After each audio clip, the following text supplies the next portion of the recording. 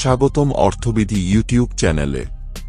বন্ধুরা, আজ আমরা আলোচনা করব একটি গুরুত্বপূর্ণ চার্ট প্যাটার্ন নিয়ে, যা হল হ্যাঙ্গিং ম্যান। এই প্যাটার্নটি খুবই গুরুত্বপূর্ণ এবং বাজারের প্রবণতার পরিবর্তন নির্দেশ করে।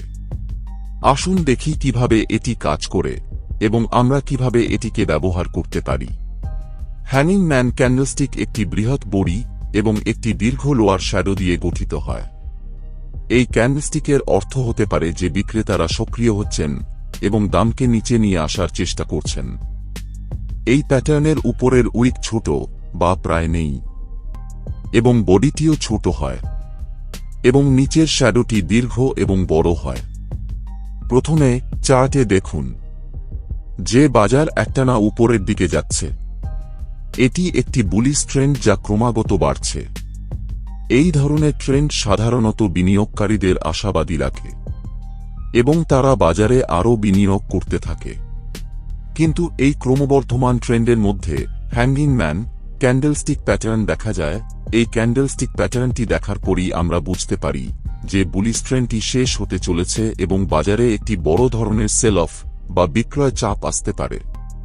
হ্যাঙ্গিং ম্যান প্যাটার্নের পর বাজারের দিকে নজর দিলে দেখা যায় বাজার দ্রুত নিচের দিকে নেমে যাচ্ছে এবং এই ডাউন ট্রেন্ডের কারণে মূল্যহ্রাসের প্রবণতা শুরু হয়।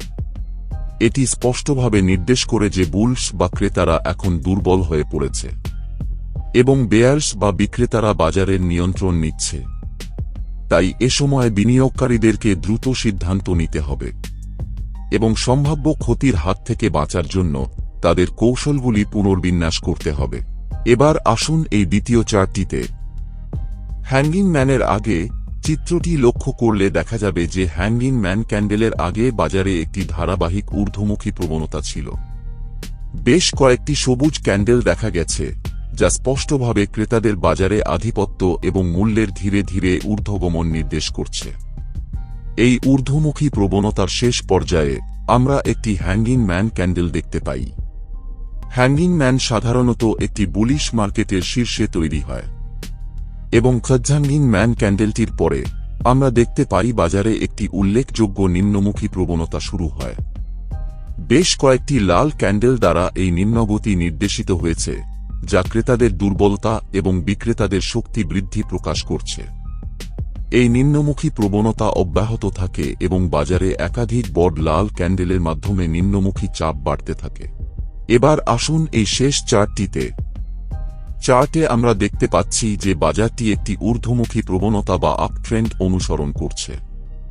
এটি কয়েকটি সবুজ ক্যান্ডেলের মাধ্যমে স্পষ্ট, যেখানে প্রতিটি ক্যান্ডেল পূর্ববর্তী ক্যান্ডেলের ওপরে বন্ধ হয়েছে।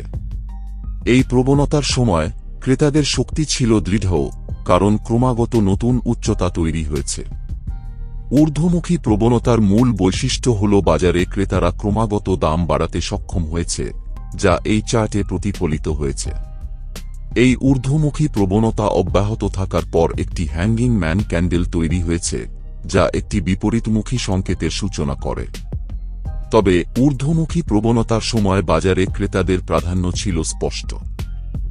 তারপর দেখুন হ্যাঙ্গিং ম্যানের পরে বাজারটি নিচের দিকে নেমে আসে, যা কয়েকটি লাল ক্যান্ডেলের মাধ্যমে স্পষ্ট। প্রতিটি লাল ক্যান্ডেল পূর্ববর্তী ক্যান্ডেলের নিচে বন্ধ হয়েছে, যা ক্রমাগত নিম্নমুখী প্রবণতা নির্দেশ করে। এই নিম্নমুখী প্রবণতার মূল বৈশিষ্ট্য হল বিক্রেতারা বাজারের নিয়ন্ত্রণ নিয়ে নিয়েছে, যার ফলে দাম ক্রমাগতভাবে কমতে শুরু করে। ক্রেতাদের চাহিদা কমে যাওয়ায় বাজারে একটি শক্তিশালী নিম্নমুখী প্রবণতা তৈরি হয়েছে, যা এই চার্টে প্রতিফলিত হয়েছে। শেয়ার মার্কেটের উপর এরকম আরও ভিডিও দেখার জন্য আমাদের এই চ্যানেলটি সাবস্ক্রাইব করুন এবং বেল আইকনটি ক্লিক করুন। শেয়ার বাজারে বিনিয়োগ ঝুঁকিপূর্ণ। বিনিয়োগের আগে সমস্ত সম্পর্কিত নথি ভালো করে পড়ুন।